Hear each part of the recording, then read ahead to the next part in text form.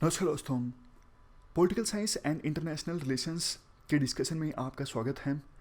आज हम paper 2 section B का एक टॉपिक है regional cooperation, SAARC, past performances and future prospects. इस टॉपिक से संबंधित आर्टिकल को डिस्कस करेंगे जो कि लिखा गया है सुहासिनी हैदर के द्वारा। हिंदू का ये आर्टिकल है।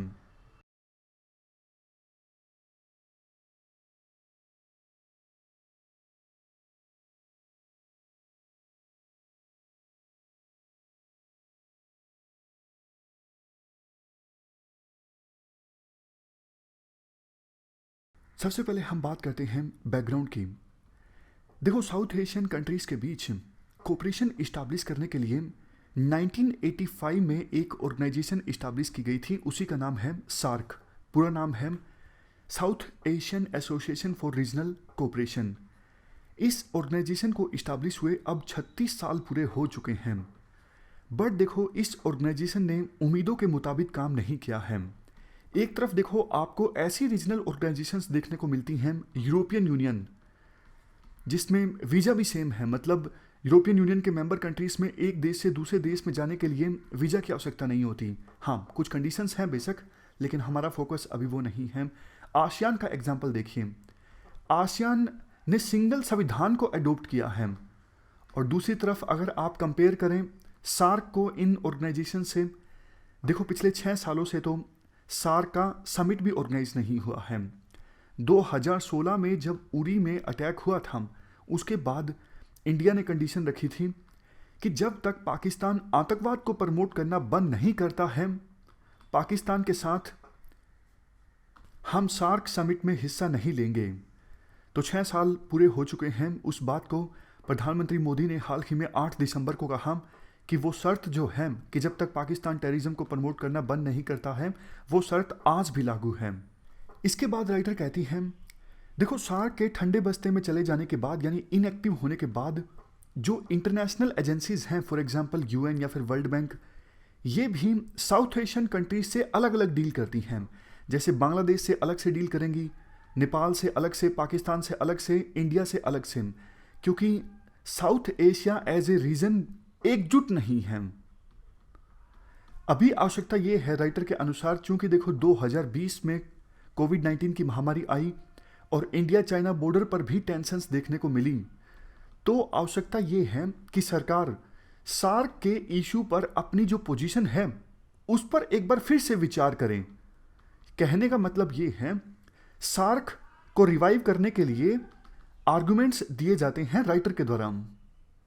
पहला आर्गुमेंट राइटर के द्वारा सार्क के पक्ष में ये दिया जाता है, देखो पाकिस्तान के साथ इंडिया का टेरिटोरियल डिस्प्यूट है, पाकिस्तान आतंकवाद को प्रमोट करता है, ये सबको पता है। इवन सार्क में कोई भी एग्रीमेंट को नहीं साइन होने देता पाकिस्तान, रोड़ा अटकाता है। लेकिन पाकिस्तान की वजह से सार्क का समिट ही ना होने देना, इससे तो ये नतीजा निकला ना कि इंडिया ने सारी जो वीटो है वो पाकिस्तान को दे दी है, कि पाकिस्तान चाहे तो सार्क की प्रोसीडिंग्स को रोक देगा। तो इंडिया को इस प्रकार की वीटो पाकिस्तान को नहीं देनी चाहिए सार्क के इशू पर, क्योंकि सार्क में और भी तो मेंबर कंट्रीज हैं ना। सिर्फ पाकिस्तान की वजह से हम बाकी देशों के साथ इस प्रकार से इस प्लेटफॉर्म का यूटिलाइज ना करें, उनके साथ संबंधों को मजबूत बनाने के लिए, कोऑपरेट करने के लिए, तो ये इंडिया के ही हितों के अगेंस्ट है। इसके बाद राइटर के द्वारा यह भी कहा जाता है, देखो एससीओ में 8 मेंबर्स हैं, संघाई कोऑपरेशन ऑर्गेनाइजेशन, इंडिया भी है, पाकिस्तान भी है। उस समिट में तो इंडिया पार्टिसिपेट करता है पाकिस्तान के साथ मिलकर। पिछले साल नवंबर में एससीओ का समिट किसके द्वारा होस्ट किया गया था? इंडिया के द्वारा। क्या हमने पाकिस्तान को इनवाइट किया उस समिट में हिस्सा लेने के लिए? बिल्कुल किया। हालांकि पाकिस्तान के प्रधानमंत्री इमरान खान ने उस समिट में हिस्सा नहीं लिया, उन्होंने किसी दूसरे ऑफिशियल्स को डेजिग्नेट किया इस समिट में हिस्सा लेने के लिए। बट पाकिस्तान ने हिस्सा तो लिया। अब सोचने वाली बात यह है, जब देखो इंडिया पाकिस्तान के साथ दूसरे समिट्स में हिस्सा ले सकता है दूसरी ऑर्गेनाइजेशंस के, तो फिर सार्क के समिट में हिस्सा क्यों नहीं ले सकता? चलो पाकिस्तान भी छोड़िए, आप चाइना की बात कीजिए। चाइना के साथ हमारा टेरिटोरियल डिस्प्यूट है, अप्रैल के बाद से ही लद्दाख रीजन में टेंशन्स हैं। क्या हमने चाइना के साथ समिट्स में हिस्सा लेना छोड़ दिया है? बिल्कुल भी नहीं। हमने एससीओ के समिट में जो पार्टिसिपेट किया, चाइना भी उसमें था। इवन RIC मतलब रशिया, इंडिया, चाइना, ये 3 देशों का जो ग्रुप है उसके समिट में भी हमने हिस्सा लिया जिसमें चाइना भी है। इवन आप चाइना को भी छोड़ दीजिए, आप नेपाल का एग्जाम्पल लीजिए। नेपाल के साथ भी तो हमारा टेरिटोरियल डिस्प्यूट है ना। नेपाल के साथ तो हमने एंगेज करना बंद नहीं कर दिया है। तो लास्ट जो समिट ऑर्गेनाइज होना था सार्क का, वो देखो पाकिस्तान में होना था। और कोविड-19 की सिचुएशन में तो वर्चुअल समिट भी ऑर्गेनाइज हो जाता, जिसमें अगर भारत के प्रधानमंत्री हिस्सा लेते तो सिर्फ वो वीडियो कॉन्फ्रेंसिंग से हिस्सा लेते, उनको पाकिस्तान जाना भी नहीं पड़ता, तो सार्क का समिट ऑर्गेनाइज किया जा सकता था। इसके बाद बात करते हैं नेक्स्ट आर्ग्यूमेंट की। नेक्स्ट आर्ग्यूमेंट में राइटर का कहना है पेंडेमिक रिलेटेड चैलेंजेस का सामना करने के लिए भी सार्क को रिवाइव करना आज के समय में ज़रूरी है। देखो, वेरियस स्टडीज़ बताती हैं इस महामारी का इम्पैक्ट साउथ एशिया रीजन पर थोड़ा अलग ही पड़ा है। मतलब साउथ एशिया का एक्सपीरियंस काफ़ी अलग है एज कंपेरिजन टू बाकी रीजन से इस महामारी का। तो अब देखो, साउथ एशिया तैयार हो रहा है एक बहुत बड़े स्केल पर वैक्सीनेशन के लिए। तो फिर अगर साउथ एशियन कंट्रीज़ के बीच आपस में कोऑपरेशन होता है कि वैक्सीनेशन कैसे की जाए, और ऑफ कोर्स इंडिया को महारत हासिल है इस चीज़ में, तो इंडिया अगर बाकी देशों की हेल्प करता है तो हमारी सॉफ्ट पावर इंक्रीज होगी। एक अच्छा संकेत जाएगा बाकी देशों में भी, पड़ोसी देशों में, कि देखो इंडिया से इतनी थ्रेट है नहीं जितनी वो सोचते हैं। Even cold storage for vaccine distribution, इन क्षेत्रों में भी बेस्ट प्रैक्टिसेस का आदान प्रदान हो सकता है। कल को देखो जो स्टडीज़ अभी होंगी कि आखिरकार कोविड-19 की महामारी का कम इम्पैक्ट क्यों पड़ा साउथ एशिया पर, तो वो स्टडीज़ आपस में अगर शेयर होंगी तो बेहतर ढंग से साउथ एशियन कंट्रीज मिलकर आगे आने वाली महामारियों से निपट सकते हैं। इसके बाद सार्क रिवाइवल के पक्ष में इकोनॉमिक कोऑपरेशन का आर्गुमेंट दिया जाता है। देखो, कोविड-19 की महामारी की वजह से ग्लोबल इकोनॉमिक सिचुएशन काफ़ी ज़्यादा ख़राब हुई है। विभिन्न देशों में करोड़ों लोगों की जॉब्स चली गई हैं और कुछ सेक्टर्स ज़्यादा ही प्रभावित हुए हैं इस महामारी की वजह से, जैसे कि टूरिज़्म सेक्टर। तो वर्ल्ड बैंक की रिपोर्ट के अनुसार रीजनल कोऑपरेशन की सहायता से टूरिज़्म सेक्टर को फिर से रिवाइव किया जा सकता है और विभिन्न रीजन्स इसके लिए इनिशिएटिव भी ले रहे हैं। जैसे देखो, east Africa single joint visa system हाल ही में इमर्ज होकर आया, और ऐसे ऐसे इनिशिएटिव दूसरे रीजन्स में भी देखने को मिले, जैसे मैकोंग रीजन या फिर कैरेबियन आइलैंड्स में भी जॉइंट वीज़ा सिस्टम देखने को मिला। इसी दिशा में सार्क का रोल इम्पोर्टेंट साबित हो सकता है साउथ एशिया रीजन में टूरिज़्म को प्रमोट करने के लिए। देखो, कोविड-19 की महामारी के कारण अभी इंटरनेशनल टूरिज़्म में काफ़ी कमी आई है। मतलब बहुत कम लोग ऐसे होंगे इंडिया के जो कि यूरोप, USA, ऑस्ट्रेलिया, इन देशों की यात्रा आज के समय में करना चाहते हैं टूरिज़्म के लिए। बहुत कम लोग होंगे ऐसे, बट ऐसे लोगों की संख्या ज़्यादा हो सकती है जो कम से कम बांग्लादेश जाना चाहें, शायद नेपाल जाना चाहें, भूटान जाना चाहें।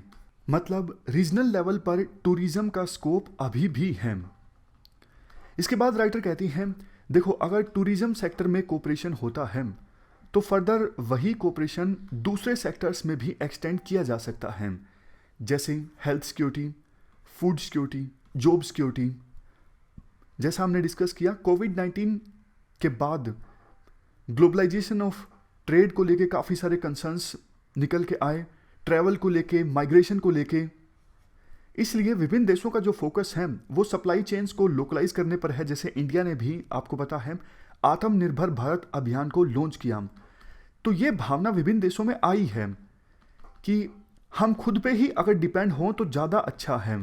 किसी और देश पे डिपेंड होना मतलब अपनी सिक्योरिटी को कॉम्प्रोमाइज़ करने जैसी चीज़ है। लेकिन राइटर का ये मानना है, जब देखो ग्लोबल मार्केट पहले के अपेक्षाकृत काफ़ी कमज़ोर हुई है तो रीजनल कोऑपरेशन की संभावना ज़्यादा है।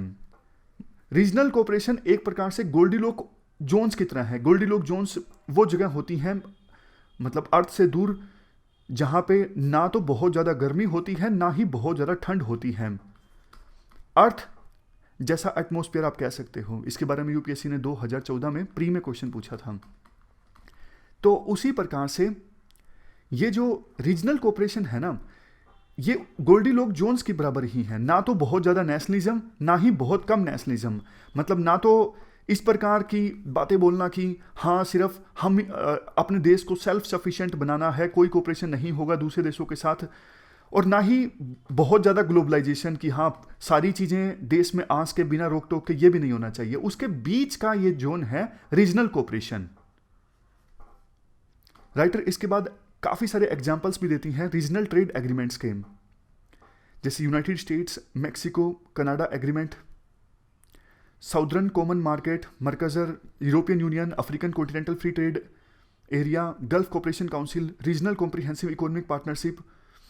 और इंडिया तो सिर्फ एक ही रीजनल एग्रीमेंट में है जिसका नाम है साफ्टा, वो भी बहुत ही कमज़ोर है, मतलब कोई इतना ज़्यादा खास इफेक्टिव है नहीं। लास्ट आर्ग्यूमेंट दिया जाता है चाइना के संदर्भ में। देखो चाइना के साथ इंडिया की टेंशन्स हैं अप्रैल से ही, और ऐसी सिचुएशन में अगर पाकिस्तान के साथ भी बॉर्डर पर टेंशन्स हैं और नेपाल के साथ भी बॉर्डर पर टेंशन्स हैं, तो फिर चाइना से खतरा और भी ज़्यादा बढ़ जाता है। इंडिया और नेपाल को छोड़कर सार्क के बाकी जो मेंबर कंट्रीज़ हैं चाइना के बेल्ट एंड रोड इनिशिएटिव का पार्ट हैं। तो चाइना आज के समय में ज़्यादा बेहतर सिचुएशन में है इन कंट्रीज़ की इंडिविजुअल लेवल पर हेल्प करने के लिए। वैसे देखो 2014-15 के बाद से ही चाइना सार्क को ज्वाइन करना चाहता है। चाइना बोल रहा है कि भाई ले लो हमें, ले लो। और जब भी सार्क का समिट ऑर्गेनाइज होता है, हालांकि 2016 के बाद से तो हुआ ही नहीं है, लेकिन जब भी होता है तो फिर ये बात उठ के आती है, क्या चाइना के स्टेटस को अपग्रेड कर दिया जाए। चाइना का स्टेटस अभी सार्क में ऑब्जर्वर का है, क्या इसे अपग्रेड करके मेंबर बना दिया जाए। और ऑफकोर्स इंडिया विरोध करता है। इंडिया बोलता है नहीं भाई, बेशक कुछ साउथ एशियन कंट्रीज के साथ चाइना का बॉर्डर लगता हो, बट चाइना एक साउथ एशियन कंट्री नहीं है। तो इसके अगेंस्ट, इंडिया के इस आर्ग्यूमेंट के अगेंस्ट चाइना के जो समर्थक देश हैं, फॉर एग्जांपल पाकिस्तान, उनके द्वारा ये आर्ग्यूमेंट्स दिए जाते हैं कि चाइना की काफ़ी ज़्यादा इन्वेस्टमेंट है, साउथ एशियन कंट्रीज़ के साथ काफ़ी ज़्यादा ट्रेड है, टूरिज्म रिलेशंस अच्छे हैं, और साउथ एशियन स्टूडेंट्स काफ़ी ज़्यादा जाते हैं चाइना की यूनिवर्सिटीज़ में पढ़ने के लिए। इसलिए चाइना को मेंबर स्टेटस दे देना चाहिए। देखो इस कोविड-19 की महामारी ने चाइना को एक अपॉर्चुनिटी प्रोवाइड की है साउथ एशियन कंट्रीज़ के साथ अपने रिलेशंस को और ज़्यादा मजबूत बनाने के लिए। जैसे महामारी आने के बाद चाइना ने काफ़ी सारे साउथ एशियन कंट्रीज़ में मेडिसिन्स भेजी, पीपी किट्स और काफ़ी दूसरे टूल्स भी भेजे। इसको नाम दिया गया health silk road initiative. China के जो वाइस मिनिस्टर हैं उन्होंने अफगानिस्तान, बांग्लादेश, नेपाल, पाकिस्तान, श्रीलंका, इनके साथ अलग अलग मीटिंग्स की, अलग अलग कॉम्बिनेशंस में इकोनॉमिक इश्यूज पर भी बात की, और चाइना की जो वैक्सीन है सिनोवैक, उस वैक्सीन की अवेलेबिलिटी को लेकर भी बात की। इवन एक्सपर्ट्स का तो ये भी मानना है कि जल्द ही चाइना सार्क के मेंबर कंट्रीज की मीटिंग बुला सकता है, और जिसमें सिर्फ इंडिया और भूटान ये नहीं शामिल होंगे, क्योंकि ये BRI का हिस्सा नहीं है, चाइना के बेल्ट एंड रोड इनिशिएटिव का पार्ट नहीं है। लेकिन अगर देखो चाइना के द्वारा इंडिया और भूटान को घटा के बाकी 6 मेंबर कंट्रीज़ की मीटिंग बुलाई जाती है और बाकी 6 देश उसमें पार्टिसिपेट करते हैं, तो इंडिया के लिए ये चैलेंज होगा, कंसर्न वाली बात होगी। क्योंकि एक तरफ इंडिया सार्क माइनस पाकिस्तान की बात करता है, जबकि चाइना दूसरी तरफ सार्क माइनस इंडिया और माइनस भूटान की बात कर रहा है। मतलब करेगा, अभी तक तो उन्होंने ऐसी मीटिंग बुलाई नहीं है। फॉरेन पॉलिसी एक्सपर्ट्स का ये कंसर्न है, जल्द ही चाइना ऐसा कर सकता है।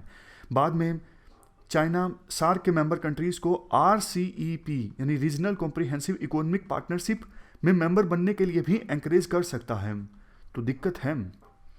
राइटर के अनुसार कंक्लूजन में कहा जाता है, देखो सार्क को इंडिया बीजिंग के प्रिज्म से देखती है कि ये सार्क एक कोशिश है इंडिया को कंटेन करने की, और चाइना इसमें एक्सटर्नली इंटरफेयर करता है।